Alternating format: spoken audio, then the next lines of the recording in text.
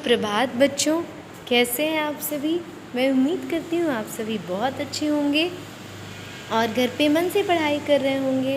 मैं कुमारी प्रियंका आ गई हूँ कक्षा 3 की हिंदी व्याकरण लेकर। बच्चों, आज हम सभी क्वेश्चन आंसर करेंगे।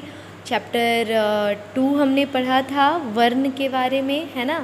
और चलिए आज इसी का प्रश्न उत्तर करते हैं।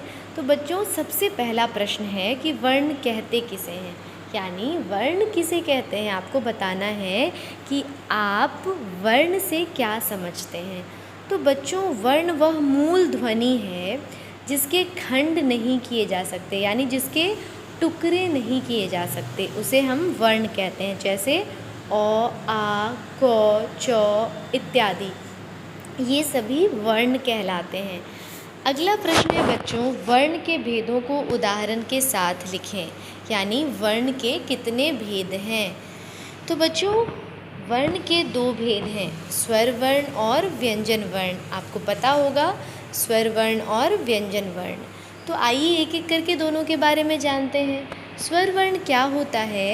तो स्वर वर्ण उसे कहते हैं जिसका उच्चारण बिना किसी दूसरे वर्ण की सहायता से हो, यानी स्वर वर्ण का उच्चारण हम बिना किसी अन्य वर्ण के सहायता से करते हैं, इसे किसी अन्य वर्ण की आवश्यकता नहीं होती है।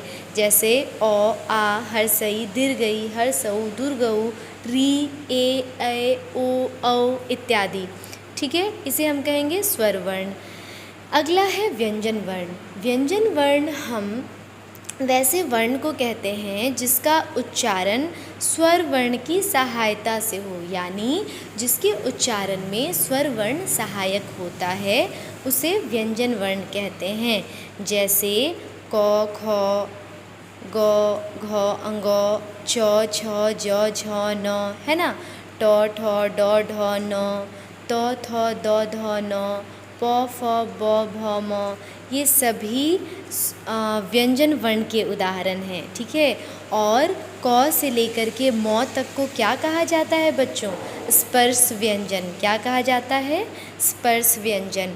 उसके बाद य, र, ल, व, यह भी व्यंजन है, लेकिन इसे कौन सा व्यंजन कहा जाता है, इसे कहा जाता है अंतःस्थ व्यंजन।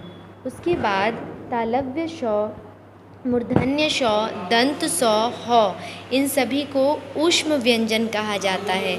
उसके बाद अक्ष, त्र, ज्ञ, श्र, इन सभी को संयुक्त व्यंजन कहा जाता है। र, ढ को द्विगुण व्यंजन कहा जाता है। ठीक है बच्चों, तो आज हमने जाना व्यंजन के बारे में, स्वर वर्ण के बारे में, ठीक है, और वर्ण किसे कहते हैं ये सब जाना, इसके उदाहरण को देखा हमने। अगली कक्षा में मैं फिर आऊँगी और जो भी प्रश्न बचे हैं उन्हें पूर्ण कराऊँगी।